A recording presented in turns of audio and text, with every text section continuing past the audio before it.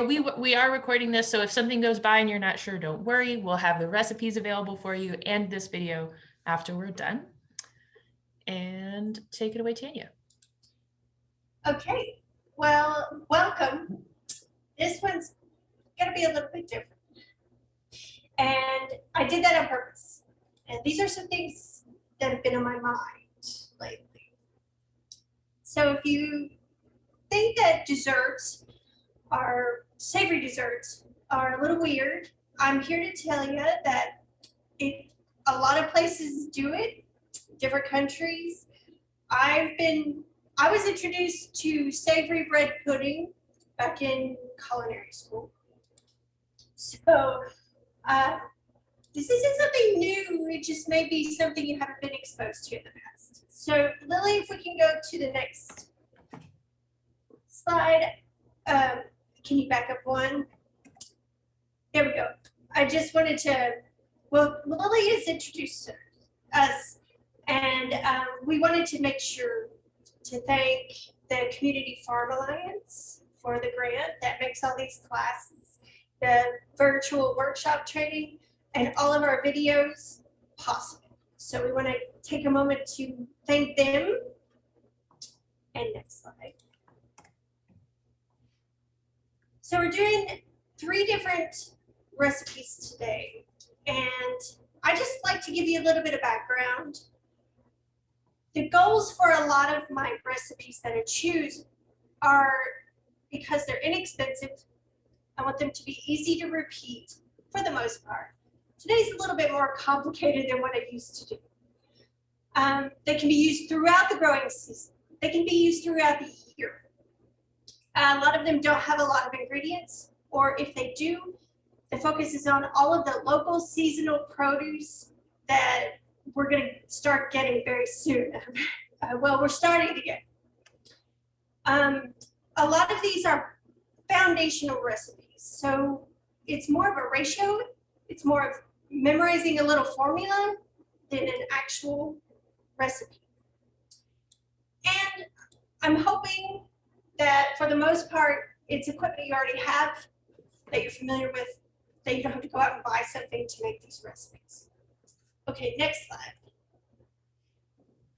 As we're going through this, I did recommend that you handle one recipe today, because these are a little bit more complicated. They take a little bit more time. So I have done some magic of TV, and I'm going to roll through these fairly quickly. You do not have to keep up with me. I will go slow for me, but keep me at your pace as best as possible, because I'm used to, when I'm at a cutting board, just going as fast as I can. So I try to remind myself, but sometimes I forget. So you feel free to remind me, slow down. Secondly, this is your process. You can have the whole hour to do what you want to do. You can be, or hour and a half. You can have beyond that. And you're in your kitchen. So take your time, ask questions. I'll repeat things. I've got 15 onions. If we need to keep going over dicing an onion, we can do that. And give yourself some slack. I am the guide. The recipe is the map. I'm just here to show you how to use the map. So you can go continue on your own. Okay, next slide. So someone might wonder why savory desserts. That may not sound very good to folks. We have a small class today, and I'm kind of wondering if that's why. But the reason I think about them a lot, especially when it comes to, I think about food on a budget a lot. I'm dealing with a lot of college students, so I have to watch what I'm asking them to make, or to, at some point in the future, remake. So I try to keep all of that in mind. So I'd like to find things that extend culinary uses, so that you can throw something together with what you have around. You don't feel like you have to go out and buy dozens of ingredients. It's something a little different, but it's comfortable enough that I think it's approachable. I'm looking for ways personally to reduce the amount of sugar that I consume. So looking for ways to have a final course that doesn't involve a lot of sugar, or a breakfast food besides making sausage and eggs that doesn't contain a lot of sugar is a big goal for me. I think a lot of people share in that. It's a great way to introduce vegetables into every meal, every kind of course. Use up odds and ends, leftovers, and frankly, this is a little bit of a response to the pandemic. People are doing a lot of cooking at home and are challenged, or if people have been laid off from work and are receiving Community Alliance food boxes, TFAP boxes, SNAP benefits, EBT. Sometimes you get a lot of disparate ingredients. And I think these recipes are great ways to combine those. I also really got an idea from Leanne Brown's Good and Cheap. If you have never looked up that cookbook, I recommend it. It's a downloadable free cookbook. Leanne was doing graduate work, and she developed this entire cookbook to be cooked on the SNAP budget each day. So all the recipes are broken down by cost. What I like is that all of them are made from scratch, and they are approachable, but they don't shy away from ingredients. So it's a great resource, and I fully recommend checking it out. Okay, next slide.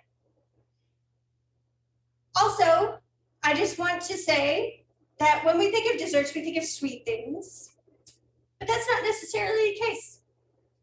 And if you think about culinary history, we didn't always have an abundance of sugar or sweeteners. And in fact, the word dessert comes from a French word that means to clear the table. It was just a course that was served after all other dishes were removed. And that could be coffee, that could be a liqueur, that could be a cheese plate, and also some sweet confectionery. So we need to look at the 360 definition of dessert here when we're looking at this. Next slide. Other dishes you can try out that I have before. We just filmed a video for vegetable strudel, and we're gonna post that. I've just got to edit it, and that will be in the CFA playlist next week. The other thing I love to do, and probably was the biggest impetus for this course, is savory oatmeal or savory hot cereals. Again, that's a way to reduce the sugar that I have in my diet. I do a lot of oatmeal cooked in vegetable broth or chicken broth, add pintos, cheese, chilies, onions, salsa, and egg on top. It's a great breakfast. It's an inexpensive, fairly healthy one, and I can't recommend it enough. So if you can get around your concept that oatmeal has to be sweet, it makes for a great breakfast, and I recommend it. Muffins. I love savory muffins. So like your jalapeno cornbread muffins. One of my favorites that I've listed here is onion and walnut. Very savory muffin. One of my favorites. Savory scones, like with ham and cheese and chives and all of that good stuff. And of course, savory pies. I think that might be what we're familiar with most. Next slide. This is actually a picture of that vegetable cobbler from Leanne's book. So today we're going to start with a farmer's market bread pudding, so I can get that in, get that steaming. And then we'll go to the veggie cobbler. And then we'll finish up with the Southwest cheesecake. I think that's the best order for today. So hang with me if you're doing the cheesecake. Just hang out, or you can get some things prepped up if you want. Next slide. The other thing, kind of a question I have, is I did make some notes about some mise en place when I sent out the email with the lists on it. So I just want to make sure if you have a hard squash or a root vegetable like a sweet potato and you're doing the cobbler, that you've par cooked that, roasted it, something. Have you roasted your garlic if you're doing the cheesecake? And did you pre-char your poblanos? If not, I will go over that and the garlic just as soon as we're finished with the presentation. So don't worry about it. It just may take some more. Next. Okay, all the uses. I've kind of talked about this a bit, so I don't want to belabor it. But you can use savory desserts as a dessert. You just have to change your mindset. They work great as appetizers. We used to make a blue cheese walnut cheesecake and put maybe some figs or something on top. We used to use that as an appetizer a lot when I worked at Holly Hill Inn. It's great for a light lunch with a salad, maybe on the side, or make it a side to a meal. That applies more to the cobbler or the bread pudding. And I think that's it. Yes. Any questions before we begin? Otherwise, I don't see any. I'm going to drop a link to the Good and Cheap cookbook thank you, into the chat here in a second. Perfect. All right, so I'm going to get us started on the garlic. If you have not par roasted or pre-roasted your garlic, I've got some foil right here. I have a whole head of garlic, and all I'm going to do is take all the paper off into my discard. Just going to knock that off with my thumbs. The worst of it. Oh, try not to do that. Try not to knock off your clothes. Just the worst of the papery bit. I'm going to take this knife and I'm just going to take the tips off of each clove, cutting straight down. Place that in the middle of the foil. I like to use a double thickness because I'm going to put a little oil on here. So drizzle. Whoop, a little bit more than the drizzle. And I like to sprinkle a bit of salt because this gets really sweet. And then you pull the foil together and turn it down, and you want to seal it so it's kind of steamy. Now you can cook this low and slow for about 45 minutes to an hour, so about 325. But if you have your oven on a different temperature, depending on the recipe you're doing, you can throw it in there at 375 or 400. You just have to watch it, pull it out a little early.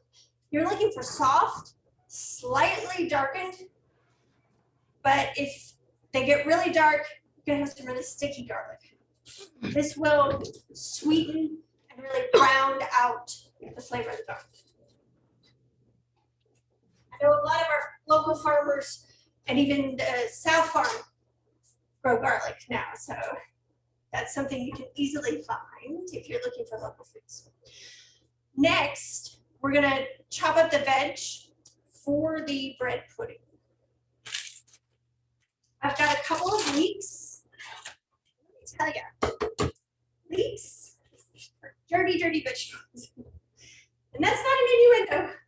They grow with all of these greens sticking up that make these. They're like little water slides for dirt every time it rains. So I soaked and soaked and soaked these and washed and rinsed and washed and rinsed again. So I cut off the big green parts. And I'm going to take off the hairy root.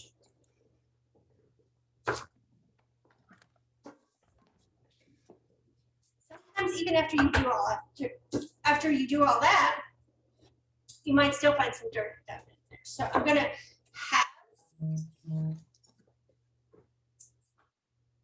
have these, and I'm just going to check to make sure there's a little dirt there. Here, just get that out. I'm not going to use up into the dark green, mostly the white and light green parts. That's pretty good. If you do find dirt, then just throw those back into the water after you've cut them, and just sort of splay. Here we go, a little bit more. So they're worth it. I love these. Okay, so we're gonna cut these into little half moons, maybe about 1/8 of an inch. Just take your time, and I'm gonna cut up till it really starts variegating the green. Toss this way. These are great to save for stock.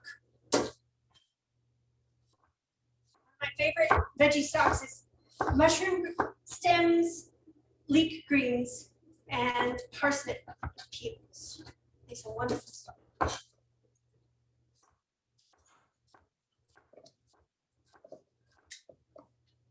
So a lot of these recipes have a lot of alliums. We've got leeks, onions, garlic. Big part of the savory piece of it. All right, so I've got all my leeks. I'm gonna put those in a prep bowl or container.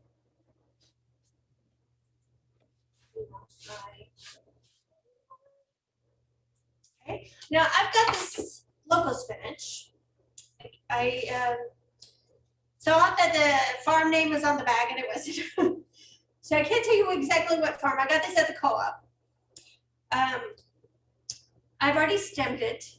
If you have baby spinach, you don't even have to worry about that. Some of these are a little big, so I'm just gonna tear by hand.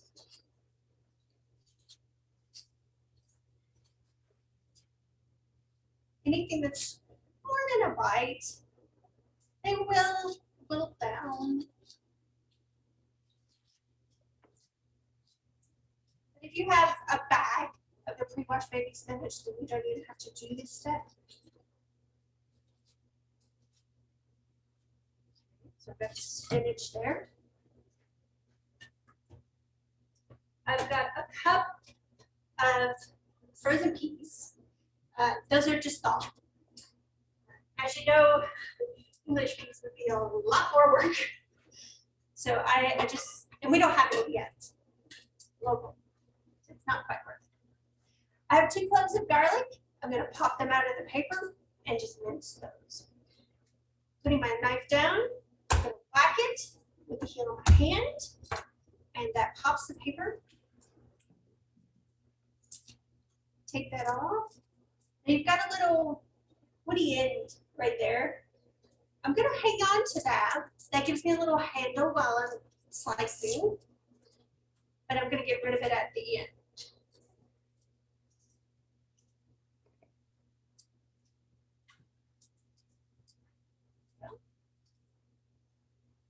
There we go. There we go. Okay, so holding it, using a claw, keeping all of my fingers out of the way. I'm going to leave the tip of the knife on the board and just slice.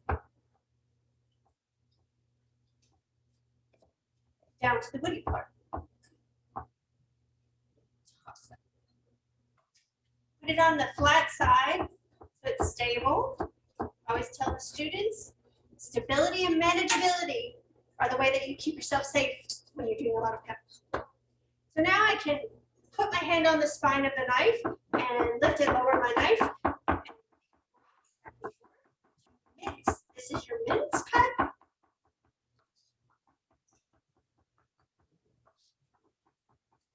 You need to move your garlic around a bit. Knock it off the knife. One more time, just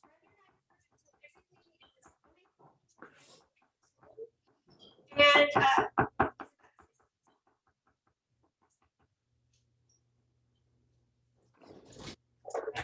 that in its own little bowl. Start the saute. I'm going to move you around. Let's take a little trip today. Okay, so I've got a large saute pan. I'm going to turn it on medium-high heat. Mine's going to heat up pretty quickly on this gas burner. I'm going to use about a tablespoon.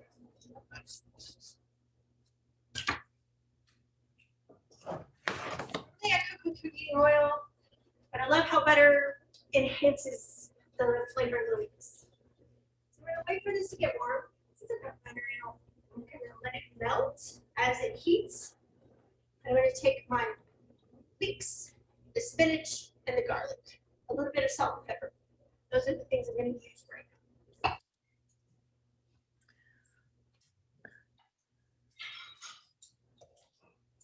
So I'm just waiting for this to melt.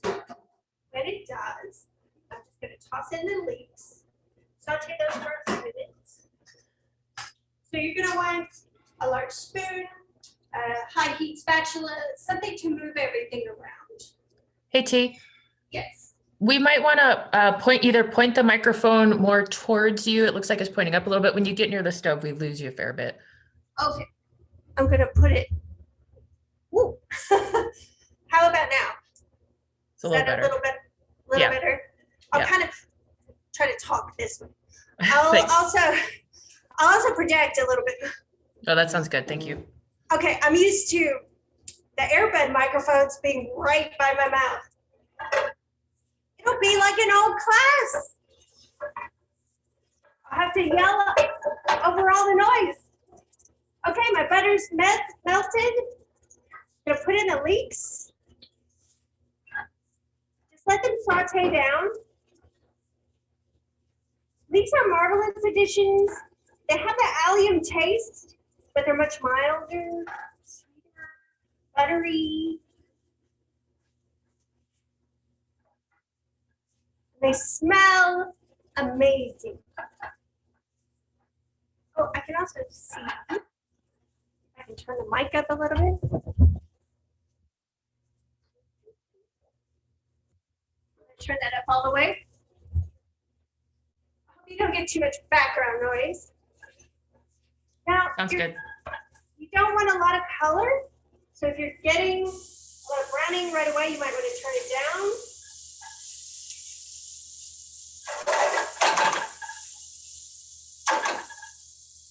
We're just looking for these to soften, turn translucent, like we do with onions. You could sub onions, shallots, anything like that.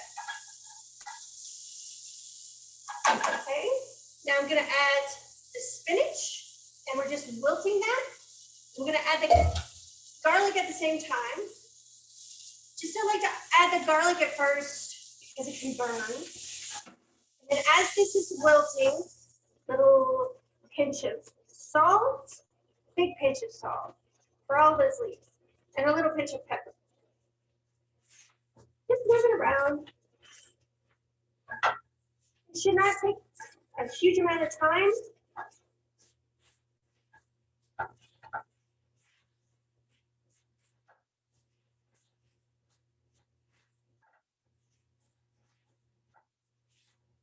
And as soon as your spinach wilts, you want to pull this off the stove and set it aside to cool just a bit.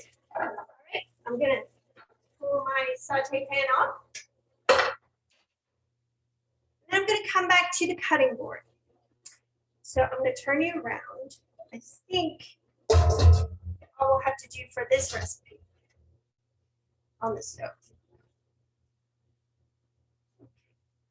There we go. First thing I'm gonna do before I forget is spray my dish. I'm using a smaller dish than you are. You should have a 9x13. I'm not gonna make as much. I inhaled a little bit of that. Woo. And we're gonna cut the bread. I went to the We Baked Too Much cart. I have the Woohoos from Kroger. Always a great way to indulge your bread habit without spending too much.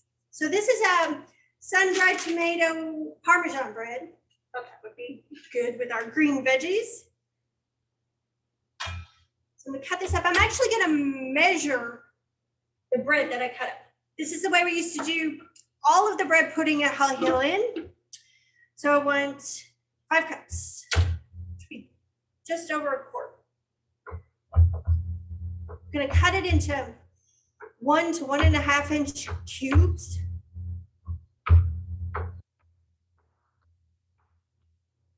Let's see if this doesn't, I have a backup bread. This doesn't. Use a serrated knife on this.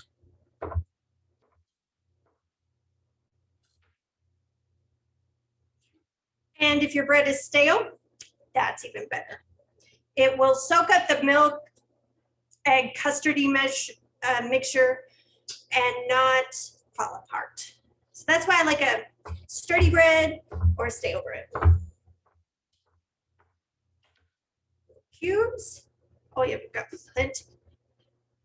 Here's a quart. I'll just put the rest of this, should be fine. Don't have to add any more. Okay, so there's our bread. I'm gonna set that aside just a minute. Now we're gonna make the custard. So I said custard.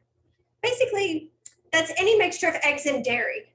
I have milk today, JD's whole milk, which we have available in our co-op, but I've seen this other places.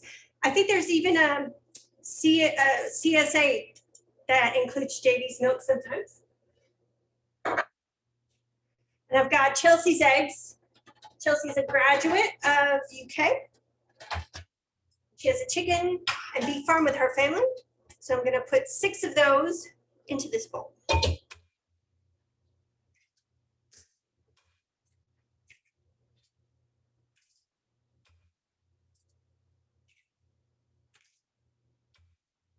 Love all the colors of the shells in her eggs. Sometimes they're sort of light blue, brown, white, yellow.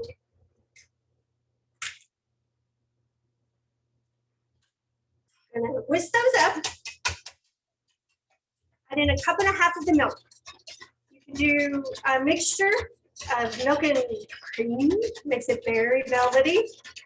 Find a custard mixture that you like and stand by it. And once you do, once you have that formula locked in your head, for everything, like baked custard with fruit, bread puddings, sweet and savory, corn pudding. I've done, custard is a multi-use mixture. I'm gonna add in the milk. It gets all mixed together. About a teaspoon of salt, pinch of pepper, and you should have 2 cups of grated cheese. Kenny's. I'm a big fan of Kenny's Farmhouse cheese. This is the blue Gouda. I thought that would be great with all of the mild green vegetables in the sauteed leeks. I'm gonna use about 1.5 cups because I want to put a little bit on top. Mix that in. Ooh, it's going to stick together. So sprinkle that in. And leave a little bit for garnishing. Mix that. And then we just add everything. Now, if you want, you can do bread puddings of any kind the night before. And that way the bread soaks in the custard and it penetrates a little better.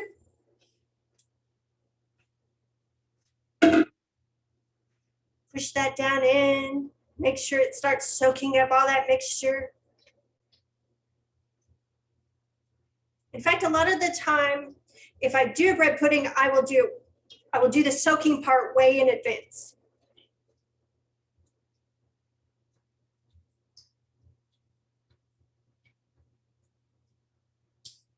Now, this is a little loose, but you remember we have to add all these veggies.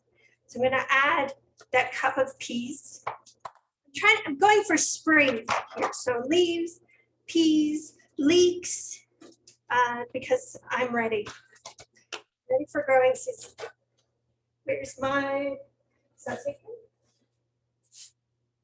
I'm gonna scrape in all the sauteed veggies.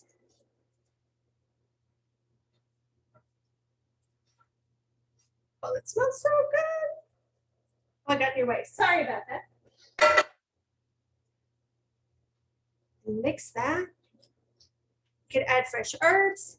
You can add anything to, I think you saw in the pictures, all the different iterations that you can make with this.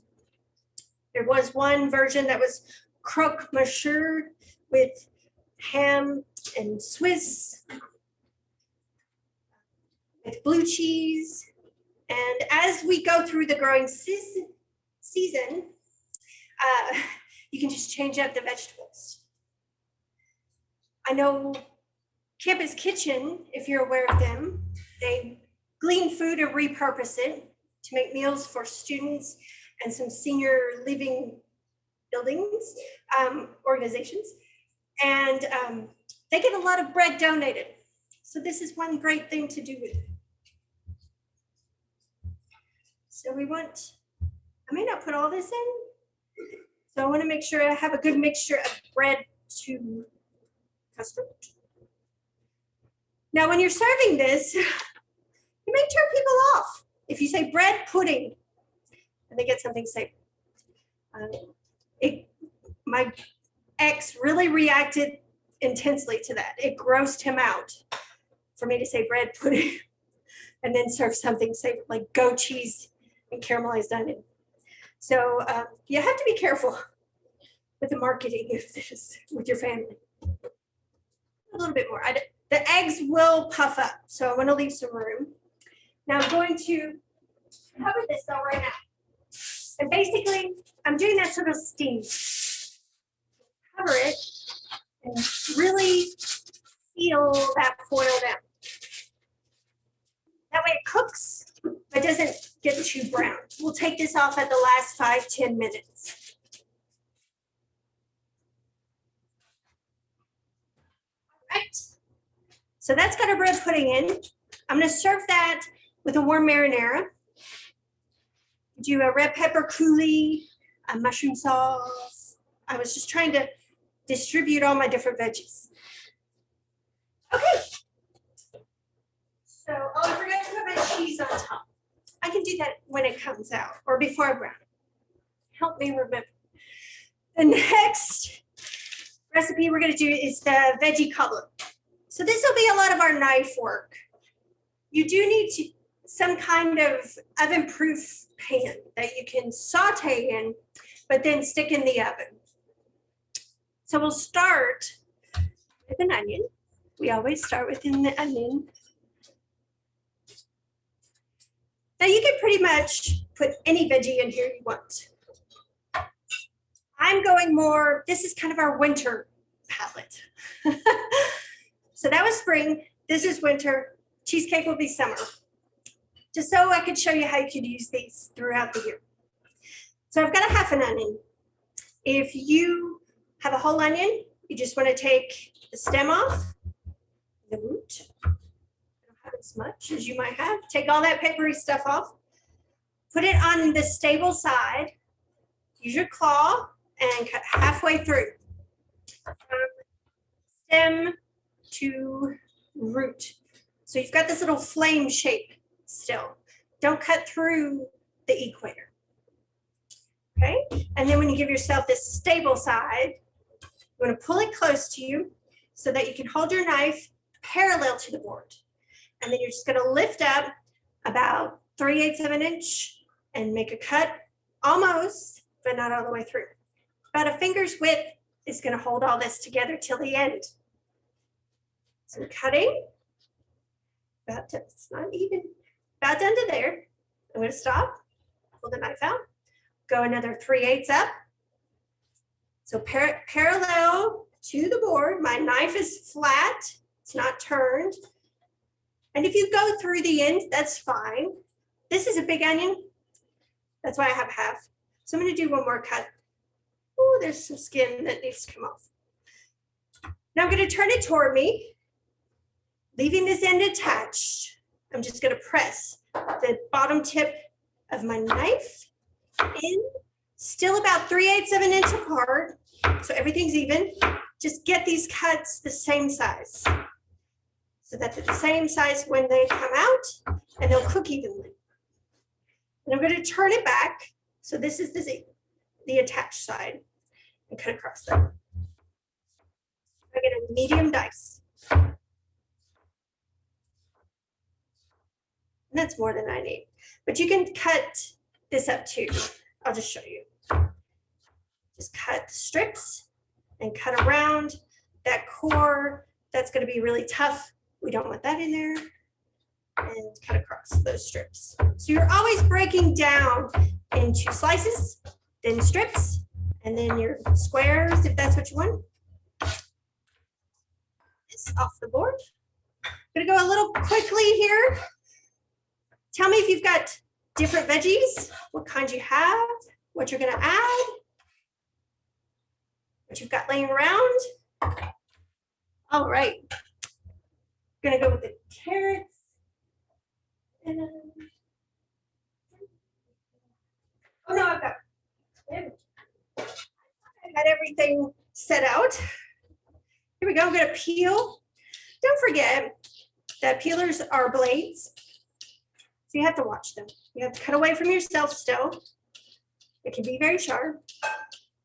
And that's the hard way when I came to this kitchen. All of the peelers are brand new.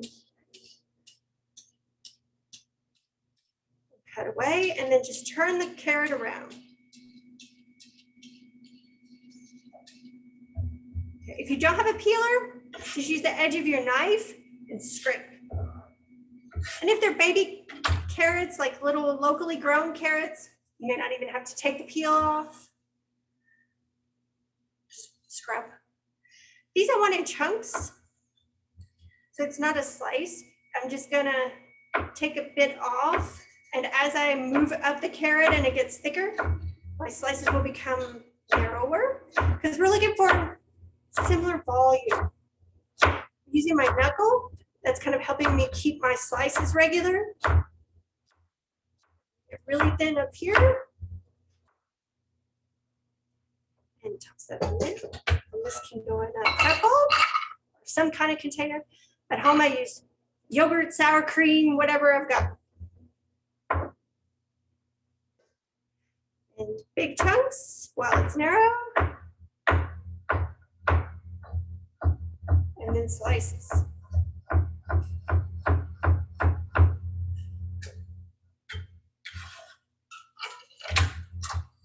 Shrooms.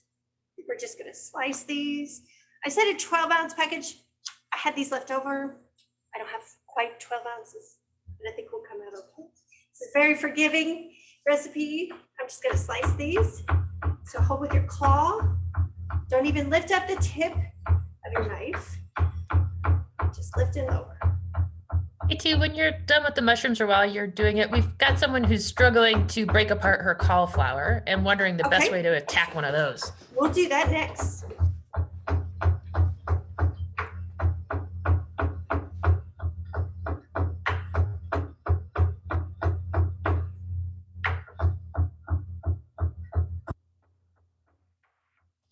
I rinse these. A lot of people have arguments over the best way to clean mushrooms. But our food science guru, Harold McGee, says that even if you put mushrooms down in water, they don't take on enough moisture for it to matter if it's just rinsed in water and then drained really well. These turned out beautifully. They're still dry. They didn't get slick. I like to clean my mushrooms well. It's a sterilized medium they're grown in. But I still want them to cleaned really well.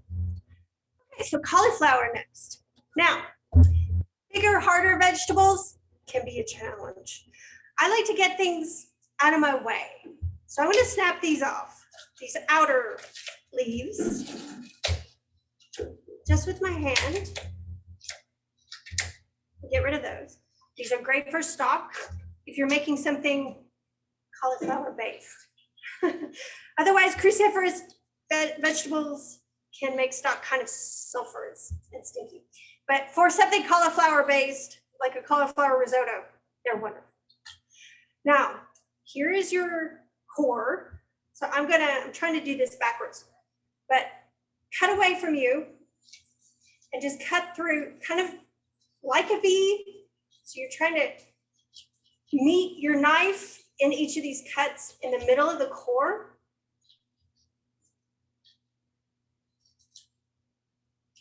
So go all the way around You'll see florets are falling.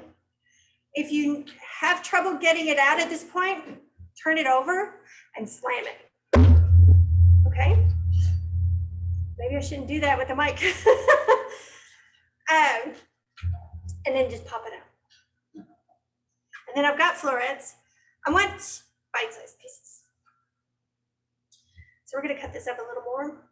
I love cauliflower. I use it a lot. So we're just gonna cut like steaks, like you would if you were grilling it whole and steaks. If you've ever substituted this for like a pistachio for vegetarian friends, and then just have any other pieces. I like keeping a lot of the stem. You can cut in a grid, just a little square. May not use all this. Make it a lot. Cabbage, all the cruciferous vegetables get bigger as you cut them.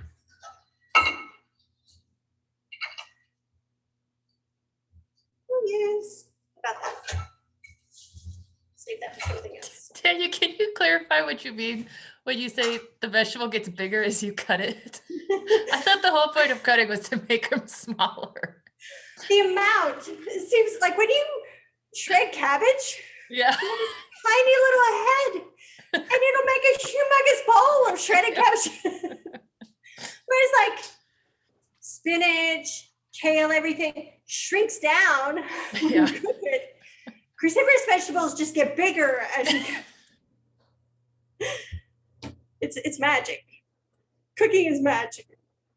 All right, I'm just gonna cut the florets off, but now you all know, if you've watched me before, I love the stem. So I'm gonna cut off the little bitty stems. This was really tender. I'm not even gonna peel it. Watch my time. All right, I'll just do one crown. Kind of eyeing the ratio on these vegetables.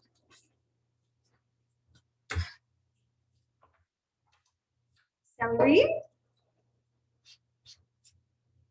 Just gonna cut this on an angle. Let's see if I can save some of this. Right there. Thin slices. This is beautiful celery. Just got it. It's an organic celery. I got it at the co-op, but it smells strong and it's super crisp. It reminds me, if you've ever had cutting celery, the people who say celery has no flavor need to try cutting celery. Super flavored. That's gonna go in a bowl.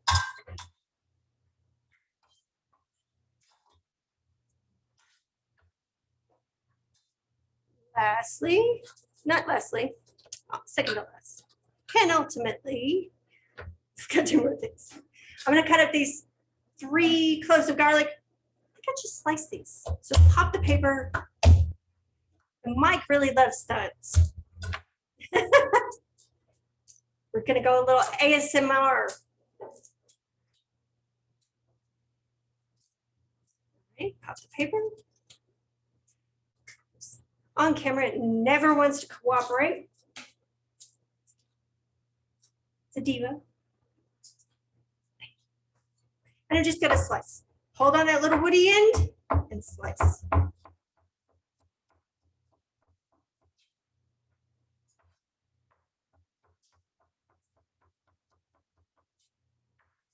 With all of these other veg. The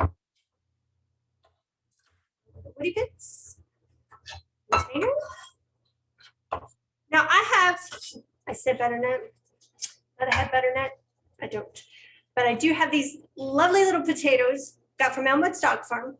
They are an Asian variety, so they have red skin, white flesh, but they're still sweet potatoes. And I'm just gonna take it, I'm gonna leave it peel on. I want that nutrition, I want that fiber. These are tiny. Just gonna slice this one. Maybe half this. Just kind of eye it, feel it, talk to it, have a conversation with your vegetables. See what works. Yeah, these half moons are great.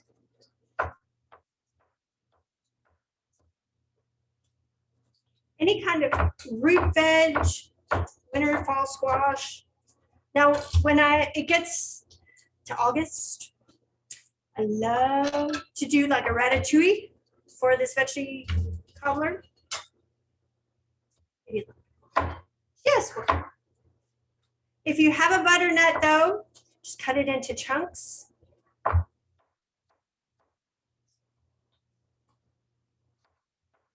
That up. And that's all my veggies.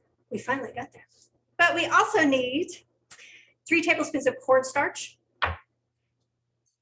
and veg stock and optional hot sauce. All I'm going to do is whisk the cornstarch into the veg stock. And I have, all right. So you want to do this while the stock is cold. Otherwise oh, that's my egg.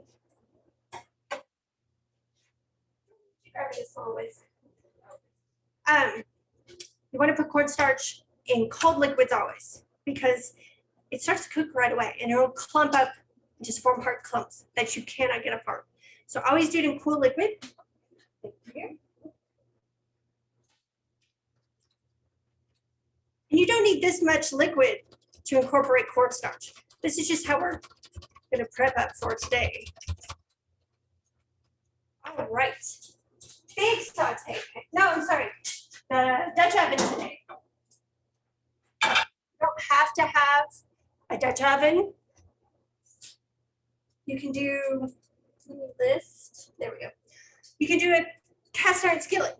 Anything that can go from stovetop into the oven.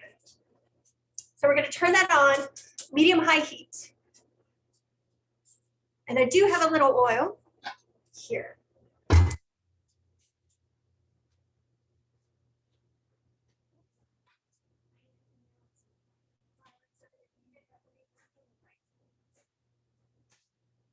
We're going to get these on, saute, add the cornstarch broth mixture. Yes, my broth is purple. We save veg scrap to freeze. And I was just dumping in bags for my veggie stock, not realizing there was a big core of red cabbage.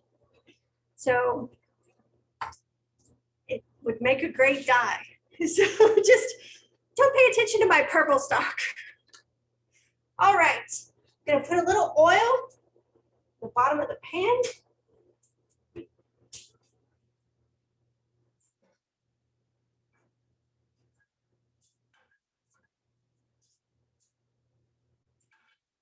Let that get hot. And as far as any kind of order, I'm gonna saute the mushrooms, onions, and celery first. Get them started, get the water out of them. Toss in the garlic, just like we did last time. When the onions get translucent, toss in the garlic, 1 minute saute on that, and then we'll add the hard vegetables, and then we'll add the stock. I have also some crushed tomato. If you have a can of tomatoes, you want to pop that open now. If you have whole tomatoes, it is with a toddler's glee that I will tell you, just stick your hand down in there and start squishing. It's wonderful. It's freeing to squish up whole tomato while they're in the can. All right, I'm gonna add, now get close to the surface so you don't splash hot oil on yourself. Onion, celery, it's gonna smell good in here. Mushrooms, I don't know. You use your judgment. Well, that might be a lot of mushrooms.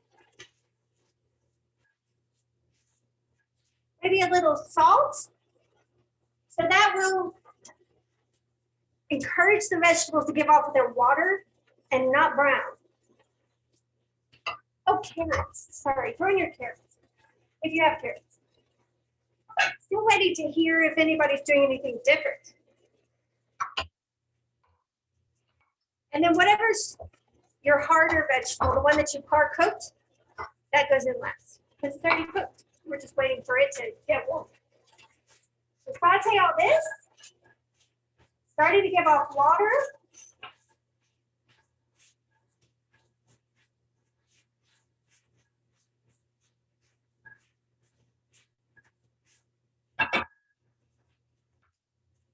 And once your onions get clearer,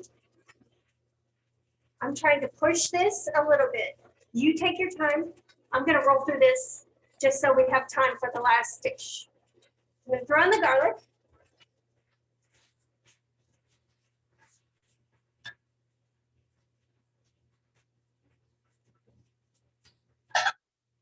Give that about a minute.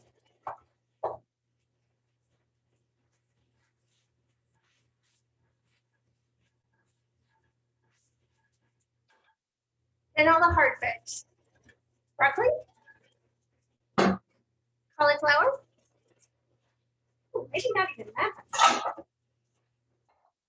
Stir that around. Don't throw it out of the pan. Do as I say, not as I do. Lovely color. If you're getting a little bit of browning, that's okay. You don't want big swatches of browning. Just a little bit. That's actually wonderful. That's caramelized sugar.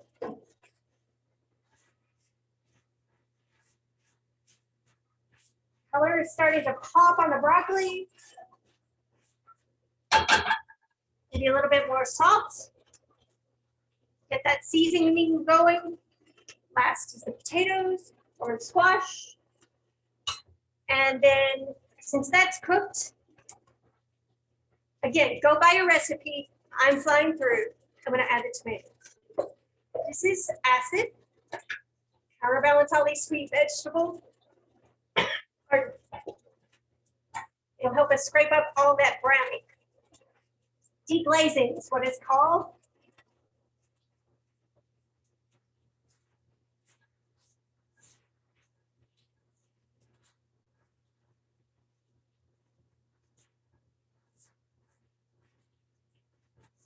Make sure it's distributed. I would normally let that cook a little bit.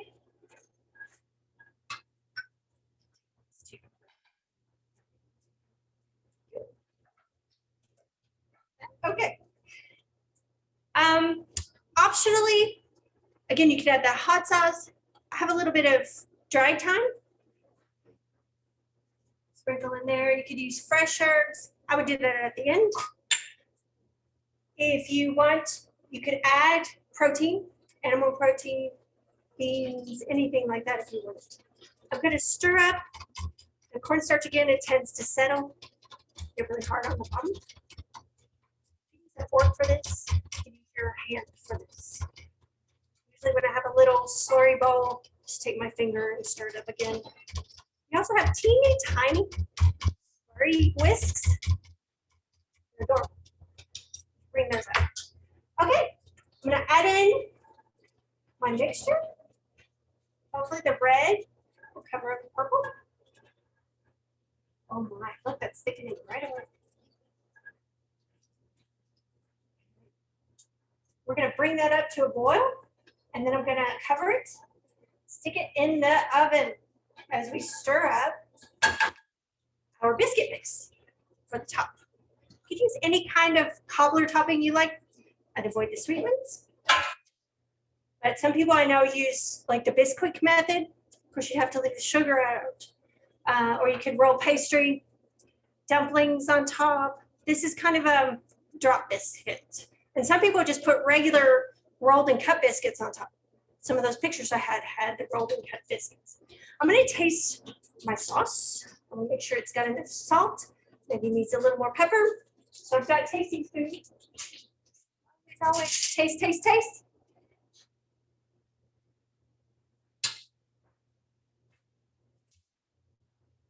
Oh, that needs salt. And It's pretty bright, but I'm gonna put just a little bit of lemon zest. With all these sweet veggies, I like to brighten it a little bit. Anything really fatty or really sweet and earthy, it's always emphasized better with a little bright flavor. A little bit more. And you can do this as well. Just always remember you can add more salt, you can't take it away. Stir that up. Maybe even another pinch of pepper. It's good for the veggies, not enough for the sauce. Okay, so it's thick and it's bubbling. So we've got it almost out of wood. So at some point, as we're assembling the biscuits, I will put it in the oven. I have everything pre-measured. If you don't, again, don't worry about keeping up. Take your time. If you have questions, we'll hang around for a minute after this is over. Hopefully we'll answer all of them. Oh no, I've already, it's the cheese I'm still measuring. I do these things to help myself, and then I forget what I do. Okay, I've got a cup and a half of Weisenberger AP flour, half a cup of Weisenberger stone ground yellow cornmeal, a cup, actually this is a little bit more, of Kenny's cheese. This is the peppercorn Asiago. It's one of my favorites. I have I believe it's a teaspoon salt, pepper. I'm just gonna do I just want to do a generous pinch, and I have a little baking powder, tablespoon of baking powder, and then I have a cup of the JD's buttermilk, my absolute favorite buttermilk. It's great for cornmeal or cornbread, biscuits, all of that. So also, you need a stick of butter. If you've read ahead, I'm gonna put this in the oven. If you've read ahead, you'll know that you need to freeze it. You have two choices.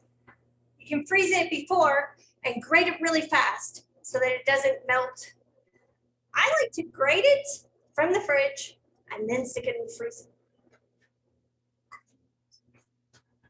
So I'm putting the veggies in, let them cook slowly and not burn on them.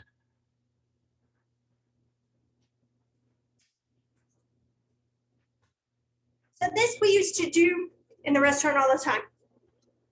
You saw these a lot, covered it a little bit better. But what I did was take the stick of butter, grate it while it was still hard, cold, and kind of wrapped it up in the wrapper and stuck it in the freezer. You can keep this in your freezer so you can make biscuits, all of them, pastry, and it's ready to go. And it's super hard so that it coats the flour like it's supposed to. So bowl, put in the flour. You can do this in a food processor if you want. I'm just doing it with my hands. Flour, cornmeal. Now we're going to coat that with the butter. Now when you do this, don't smush it too much back together or you're defeating the point. This breaks it up so that before, I did smush it a bit too much. Before the heat in your hands can melt it, make it not keep its structure. We want to coat, we want to squish, and cut. Let me turn here. Now that I have flour, now that I have flour on my hands, let's turn around. Okay. So we're just lifting and pinching and sort of rubbing very quickly. I have very hot hands. I couldn't be a baker. My hands are too hot. You could use a pastry knife, but I like this. I like interacting, talking to my food. And you want it to get to a course meal with some like pea-sized little pieces of butter to melt away. But you're coating the flour. You need to feel that the flour is coated, the cornmeal is. Okay, And then take your buttermilk.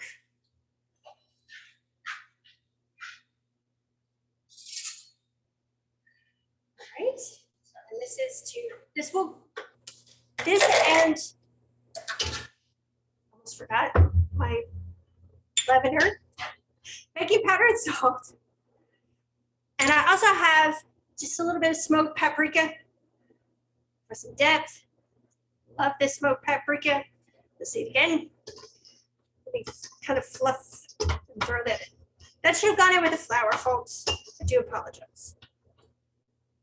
Do a little pinch of pepper. We're generous. And so I like to make a well in the center. Pour that in. And then I sort of flip the flour mixture over it. I just keep doing that. Turn my bowl. So this is gently incorporating. So not toughening my dough. And it's starting to come together. So again, I'm gonna add about half a cup of the cheese now, put a little bit on top. Let's go ahead. You could leave that out. We could do some more time. Add a little time.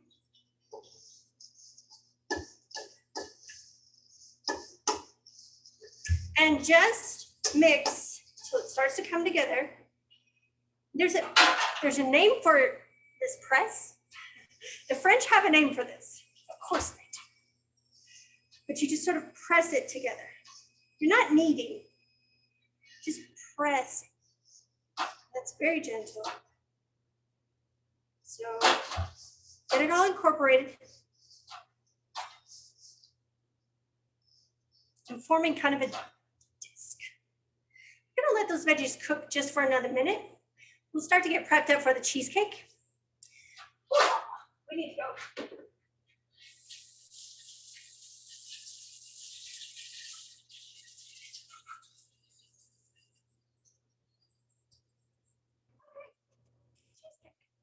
While we're waiting, actually, I'm gonna move that ahead.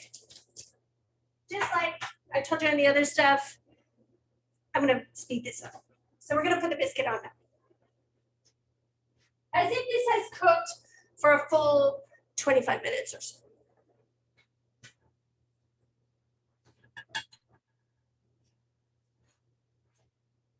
So voila.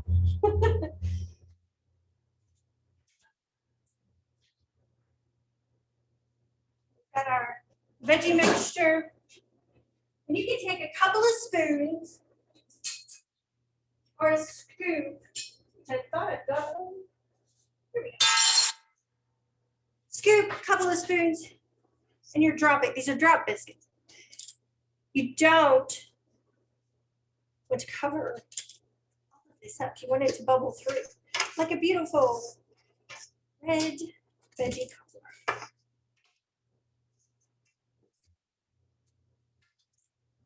I'm going to put the lid back on.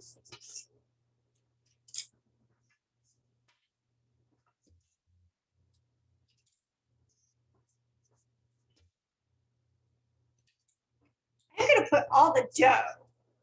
Now that I've said don't cover everything.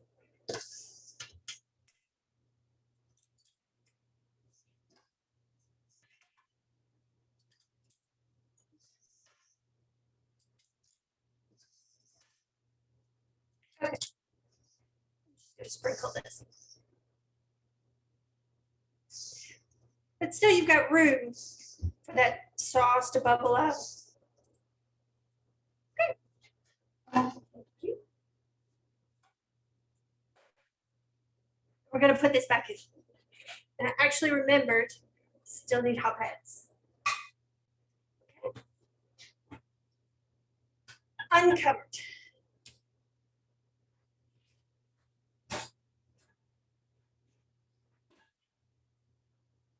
All right, that is the veggie color. We're going to move on very quickly to our cheesecake. This one is wonderful. I'm taking us to midsummer when we have tomatoes, when we have peppers, herbs, onions, all that kind of stuff. So moving us ahead. All right, we got to make the crust. Now I had so much left over, I did one ahead. And I had enough crust left over that I'm not gonna make this in front of you. But all this is smashed up tortilla chips. And of course, you've seen me use these before. I can't go on enough. These are Hickory King tortilla chips from Sunflower Sundries. Jennifer over there, growing an heirloom variety and grinding up all this herself.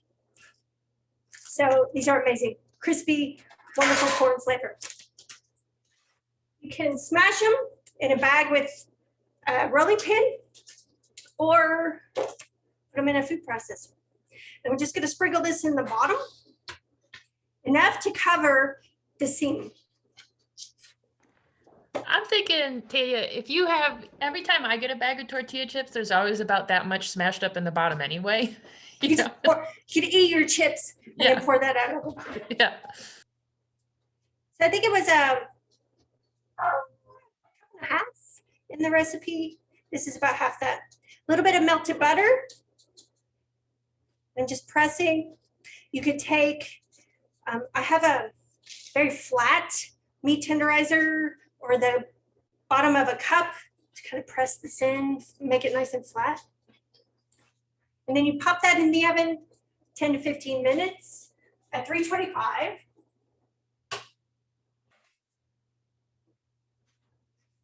You're letting it brown.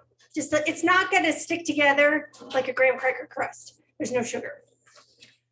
So our veggies that we're going to saute. Oh, I'll cut these up first. Then I'll show you the poblano, which I've already done, but I'll show you how to do it. One method. I'm only going to use about a quarter of this pepper because I put too many veggies in yesterday. All right, so I'm gonna get rid of the white pith, any seeds. I'm gonna smash it so that it's flat. Cut it into strips.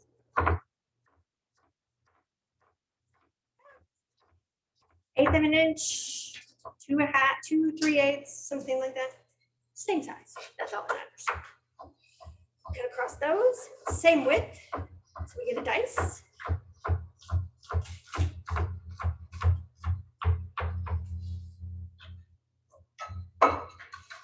Into a purple and a green onion. Just gonna slice one. Actually, I'll slice two. Go ahead, this can be our garnish. So I'm gonna cut off the roots, just like the leeks. Give them a haircut. Take off anything that's kind of dark, brown, bruised. It's not wanting to come off. There we go. I'm gonna cut on an angle. Just looks a little bit more interesting than cutting, but feel free to cut across. You have coins, very regular coins. Cut on an angle.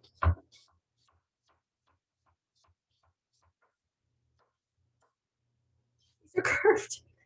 Doesn't help. As I get to the greens, I think I'll go on a really harsh angle. This will be our garnish.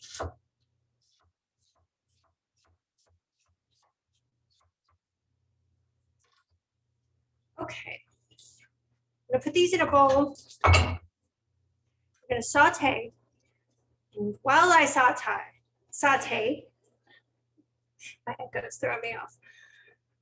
Oh, real quick, before I swing you around, we're gonna cut a little cilantro. So just pull a little bit out of your bunch. I said half a bunch, but if you're doing a full cheesecake, that probably would be fine.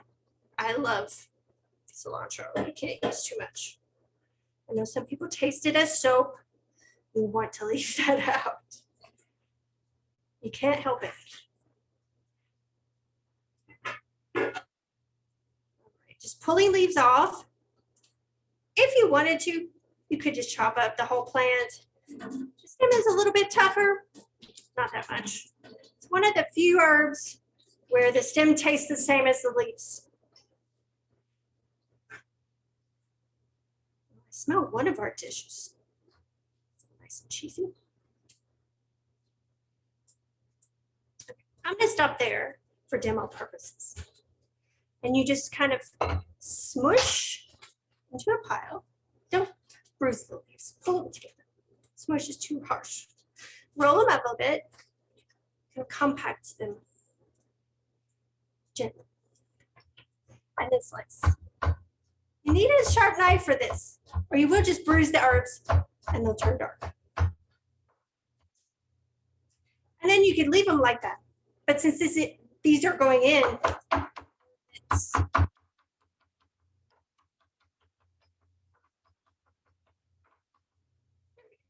and that will go in the mix. Let's get that sauteing done. Go over here. Oh, I need to. My lever's not staying in. Okay. I want you to be able to see. Oh boy. Both sides. Sorry, folks. Always something. Something's loose. Here we go. Turning the right node. Okay, well, I'll turn my burner on. Medium high. Get that pan hot. And then, great. Throw. Okay. So for charring,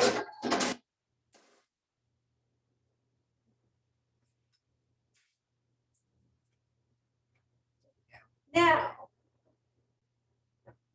hold this right there. Thank you. For charring, you can do this two ways. If you have an open burner, you can turn this up on high.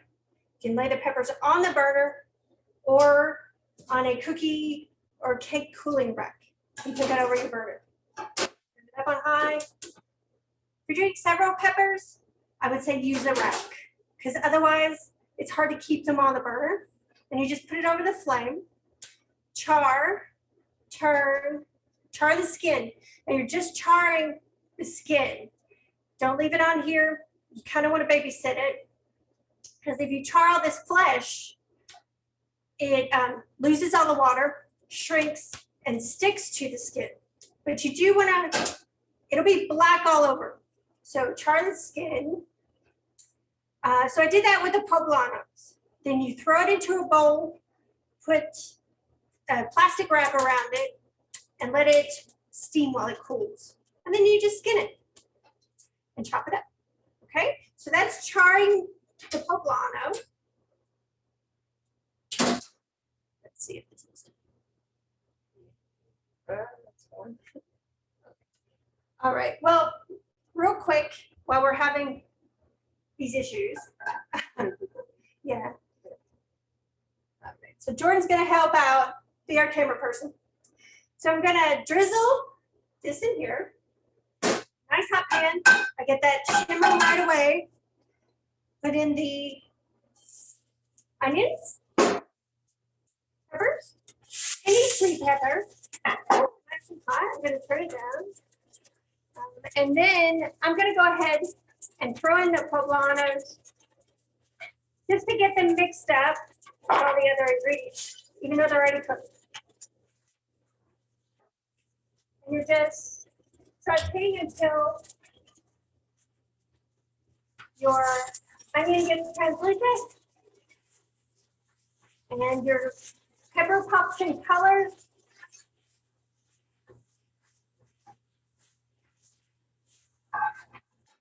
And then remove and set aside to cool. Thank you, dear. Let's see.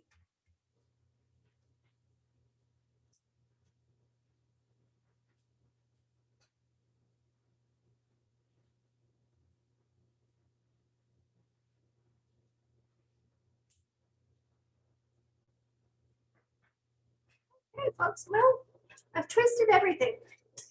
We may just use that camera. Really? No, if it helps.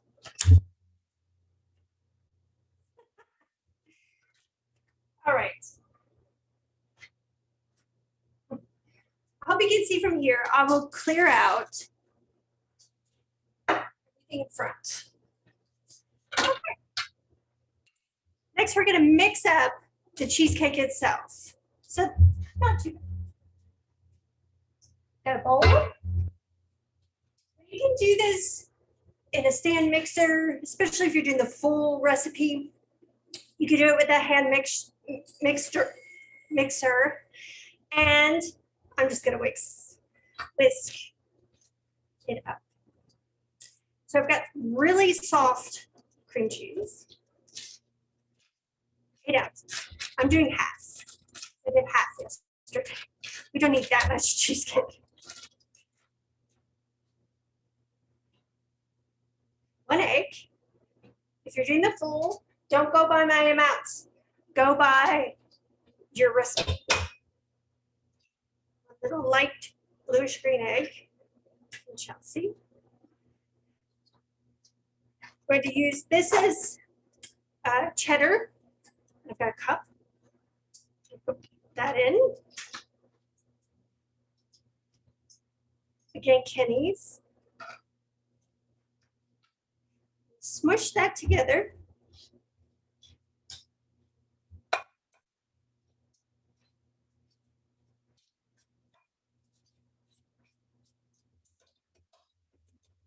Maybe fine just with a spatula.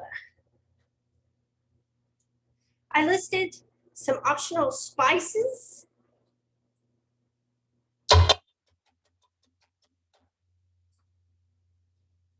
I'm just going to push that together till it's a homogeneous mix.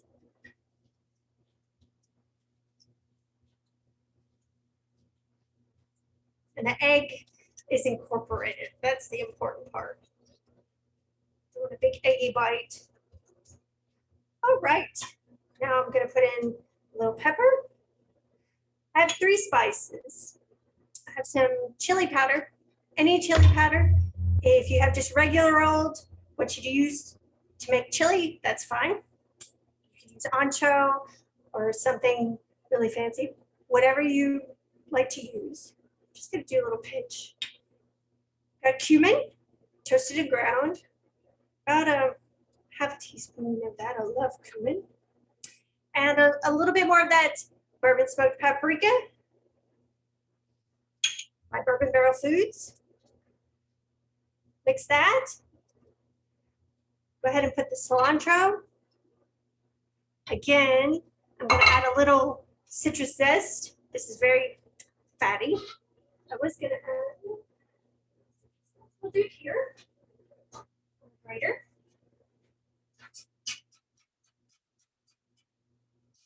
Just want to get the skin, not the pit. Oh, it smells so good. That's one of the wonderful things about zesting citrus, that wonderful smell. To make sure I get all of that lovely brightness. Okay. And our roasted garlic. First for this, I just need about half of the head. Once it's cool, I have done this hot. I don't recommend it. Just squish them out. It's wonderful. It's glorious. I roast garlic all the time because it's a wonderful spread. It's a great addition to mashed potatoes, mac and cheese, any veggie dish, gratins, anything is really improved by the addition of roasted garlic. Again, make sure it's incorporated. And then, of course, you want to let your veggies cool. Then we'll melt your cheese a little bit more. I'm going to go ahead and throw mine in.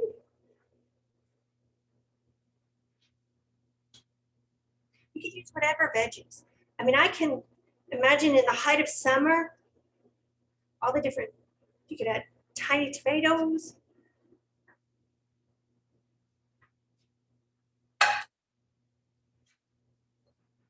Italian. Make some pesto, blend that in. Maybe have some zucchini.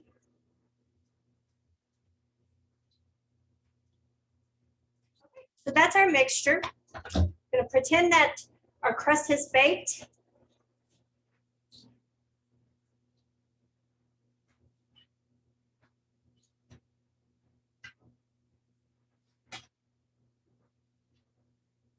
Right, so there's our crust. You should let it cool a little bit. But foraging on, you can take your mixture, pour it in, and smooth it. It's a pretty thick one.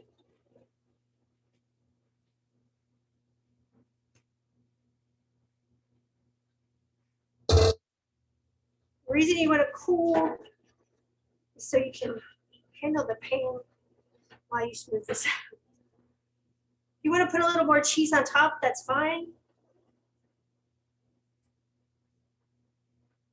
Right, and then stick it in.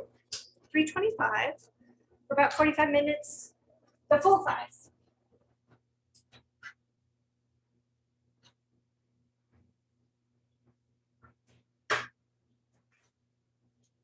Right, I'm gonna pull out the bread pudding.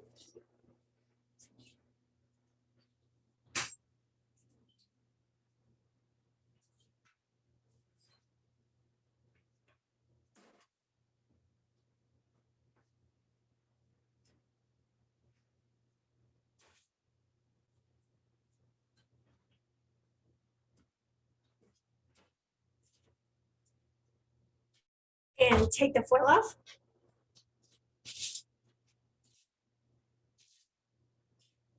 Watch the steam. Oh, so lovely. We've already got some browning. I'm gonna stick it back. I'm gonna serve it up and show you. So cheese on full cheese is gone. Put a little bit on top. And normally I would pop it back in and brown this a little bit more. You should also let it rest. And kind of, it'll fall. Eggs always puff and then fall. That's why your souffle falls. And I have a little bit of tomato sauce. One more. Here. Oh, you're fine. You're fine. Jordan's great at cleaning up. Okay, so plate. Hope you can see this.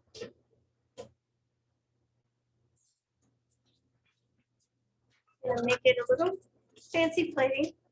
This is our marinara. So spoon down on the plate. Take the empty spoon and kind of swoosh so that you get almost a Nike swoosh. And then I'm going to cut on the corner to make sure it's done.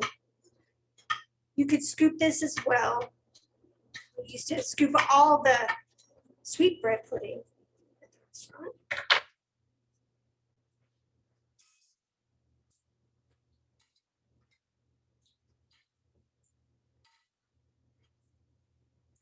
Get the edges.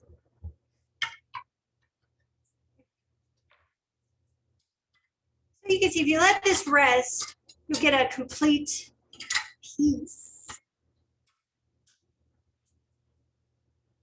Oh, steamy.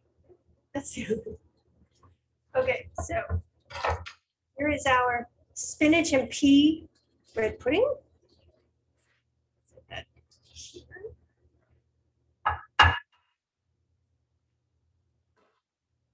And I'll start with the cheesecake I already made. So we don't have to wait on it. This one's been chilled overnight. Now, I said in your recipe, if you have a paring knife, a utility knife, you can use the same one that you use to go around the cheesecake and pop it out of the spring form. You can also make these in like a jelly roll pan and cut them into little bars. That's great for an appetizer. So I'm gonna slice.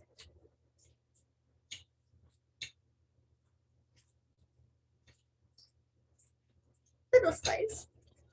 This is an appetizer. Side, plate.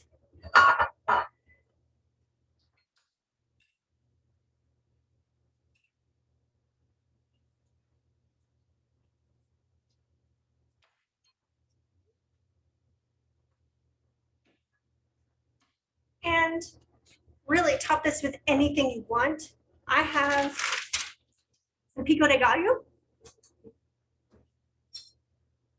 olives. I'm going to do a little bit of the green onion. I even opened this prior to the class, so I wouldn't do this on camera. There we go. Pico de gallo. Imagine this in August on top of this with heirloom tomatoes.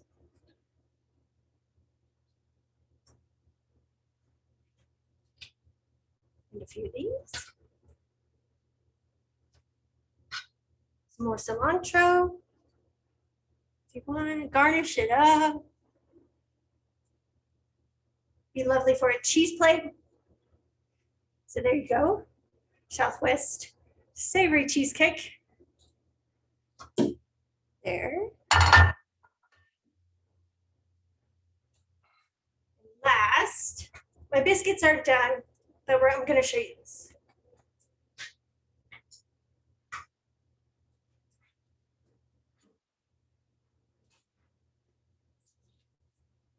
Oh, it's bubbling though. Actually, not bad. Oh, it smells amazing. Okay, so I've got a shallow bowl, just the way I like to do this. And then crack those biscuits. They're really tender right now. Scoop up all those veggies. Try to keep the crust on top as best as possible. But fill the bowl with all that sauce.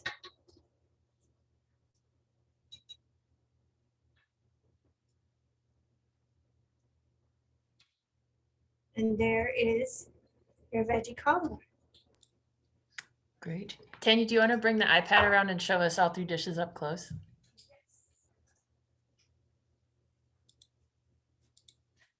Turn it.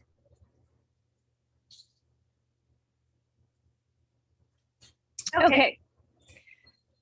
So tour. Veggie cobbler. And over to the cheesecake. And coming over to the farmer's market bread pudding. Gorgeous. Thank you. If anyone did cook along at home, I know we had someone say they were working with cauliflower. We'd love to see if you're willing to show us what you made, if you made something there, or if you've got any questions, feel free to come off mute and ask Tanya. Or just tell us in the chat what you made. I'd love to know. Or if you make it later, come Okay. back and tell us. Hi, Julia. I am making the vegetable cobbler right now. Okay. I didn't have too much problem with the cauliflower, so thank you for the help. I'm right now Excellent. making the biscuit topping. Okay, perfect. Mhm. I made the bread pudding. What do you think, Angela? I think it's delicious. We've already Wonderful. cut in. Oh, that looks gorgeous. Oh, yum. Joy and Angela, who gets to eat the experiment when you're done? This is gonna be me. Well, I only have one coworker here, so she's helping me eat it, and I'll probably take some home to my husband. Perfect. Oh, yes. It's very good, though. Wonderful. Wonderful. Any other questions from folks? I did put the link to the Good and Cheap Cookbook. It's a great resource. Or if you have ideas for stuff you'd like to see us cook in future classes, we'd certainly love to hear that. What have we done in the past, Tanya? This is savory desserts. We did Polenta. polenta. And that video is up on the CFA playlist. We did What was the first class? I can't remember. It's been a while. It's just December, but Frittata. Say it again, Angela. Frittata. oh, Frittata. frittata. All three ways you can make frittata. Yeah. So, So if yeah, there's things that you think your clients would be interested in playing with that you'd like to see, or you yourself have always wanted to figure out a way to do something good and cheap, please, we're always welcoming ideas. Because you know yourself, your family, and your communities better than we do. So we'd welcome that. I'll put, well, you've had the email from Tanya because you responded. Anything else we should be sure? They have the recipe. they have the recipe. I'll be sending out an evaluation. We have videos going up next week, so they want to check those out. One more veggie, normally dessert, veggie strudel. Jordan and our other student, Lexi, did a wonderful job on that. We do have a Train the Trainer in April. That's our next class. It's a 2-day, separated by week. So it'll be 2 consecutive Tuesdays. And that's how to do these, how to do virtual cooking classes, demos, what have you. So if you have questions about doing them, that will help us improve this offering. Great. Well, otherwise, I think that's what we got for today. Tanya, I am all the way up in Michigan visiting my parents this week, so I don't get to come and sneak in and eat the leftovers, which is heartbreaking. Maybe Angela all or Joya will this. save me some. I wish I could drop off a care package. Yeah. All right. Well, thank you all. Have a wonderful Tuesday. I think it's Yes. Tuesday. And Yes. good to see you, Chef T. And we'll catch you all at the next class. All right. Thank you all so much.